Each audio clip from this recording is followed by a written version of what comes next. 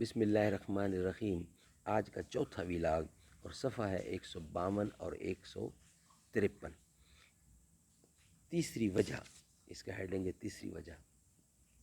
ناظرین، ہم جس کتاب کو پیش کر رہے ہیں آپ کے سامنے، یہ ہے قرآن کریم، اور قرآن کریم کا ترجمہ، تشریح اور تفسیر۔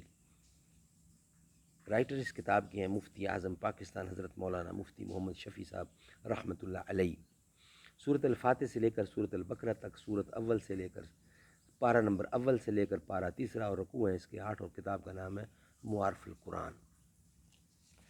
بسم اللہ الرحمن الرحیم۔ الحمد للہ وکفی وسلام علی عبادہ الذین اصطفیٰ۔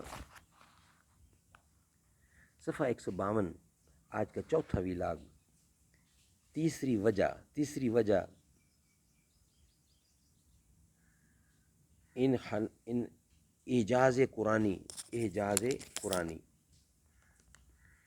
یہ قرآن کا اعجاز یہ ہے کہ اس میں غیبت کی اور آئندہ پیش آنے والے واقعات کی بہت سی خبریں ہیں جو قرآن نے دیں، اور ہو بہو اسی طرح واقعات پیش آئے جس طرح قرآن نے خبر دی تھی۔ مثلا قرآن نے خبر دی کہ روم و فارس کے مقابلے میں ابتداءً اہل فارس غالب آئیں گے اور رومی مغلوب ہوں گے، لیکن ساتھ ہی یہ خبر دی کہ 10 سال گزرنے نہ پائیں گے کہ پھر رومی اہل فارس پر غالب آ جائیں گے۔ مکہ کے سرداروں نے قرآن کی اس خبر پر حضرت صدیق اکبر سے ہار جیت کی شرط کر لی، اور پھر ٹھیک قرآن کی خبر کے مطابق رومی غالب آ گئے تو سب کو اپنی ہار ماننا پڑی، اور ہارنے والے پر جو مال دینے کی شرط تھی وہ مال ان کو دینا پڑا۔ رسول اللہ صلی اللہ علیہ وسلم نے اس مال کو قبول نہیں فرمایا کیونکہ وہ ایک قسم کا جوا تھا۔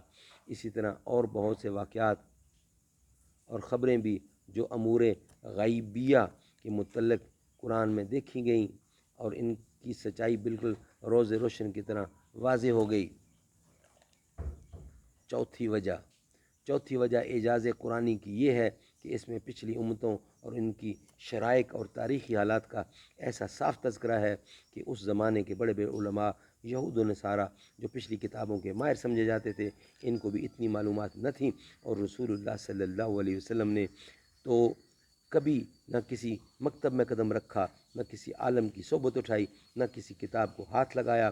پھر یہ ابتدا دنیا سے آج کے زمانے تک تمام اقوام عالم کی تاریخی حالات اور نہایت صحیح اور سچے سوانے اور ان کی شریعتوں کی تفصیلات کا بیان ظاہر ہے، کیونکہ بجز اس کے نہیں ہو سکتا کہ یہ کلام اللہ تعالیٰ ہی کا ہے، اور اللہ تعالیٰ نے ہی آپ کو یہ خبر دی ہوں، یہ خبریں دی ہوں۔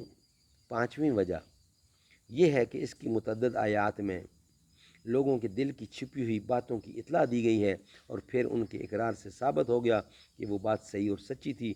یہ کلام بھی عالم الغیب و شہادت ہی کر سکتا ہے، کسی بشر سے عادتاً ممکن نہیں۔ مثلا ارشاد قرآنی ہے، اذ ہمت طائفتان منکم ان تفشلا، جب تمہاری 2 جماعتوں نے دل میں ارادہ کیا کہ پسپا ہو جائیں۔ اور یہ ارشاد کے یقولون فی انفسہم لولا یعذبنا، یقولون فی انفسہم لولا یعذبنا اللہ بما نقول، وہ لوگ اپنے دلوں میں کہتے ہیں کہ ہمارے انکار کی وجہ سے اللہ تعالی ہمیں عذاب کیوں نہیں دیتا۔ یہ سب باتیں ایسی ہی ہیں جن کو انہوں نے کسی سے ظاہر نہیں کیا، قرآن کریم نے ہی ان کا انکشاف کیا۔ چھٹی وجہ اعجاز قرآنی کی وہ آیات ہیں جن میں قرآن نے کسی قوم یا فرد کے متعلق یہ پیشن گوئی کی کہ وہ فلاں کام نہ کر سکیں گے، اور پھر وہ لوگ باوجود ظاہری قدرت کے اس کام کو نہ کر سکے۔ جیسے یہود کے متعلق قرآن نے اعلان کیا کہ اگر وہ فی الواقع اپنے آپ کو اللہ کو درست اور ولی سمجھتے ہیں تو انہیں اللہ کے پاس جانے سے محبت ہونا چاہیے، وہ ذرا موت کی تمنا کر کے دکھائیں۔ اور پھر ارشاد فرمایا، وَلَن يَتَمَنَّوْهُ أَبَدًا، وہ ہرگز موت کی تمنا نہ کر سکیں گے۔ موت کی تمنا کرنا کسی کے لیے مشکل نہ تھا، خصوصاً ان لوگوں کے لیے جو قرآن کو جھٹلاتے تھے۔ انشاءاللہ بقیہ حصہ نیکسٹ ولاگ میں پیش کیا جائے گا۔ اللہ تعالیٰ سمجھ بوجھ دے، آمین ثم آمین۔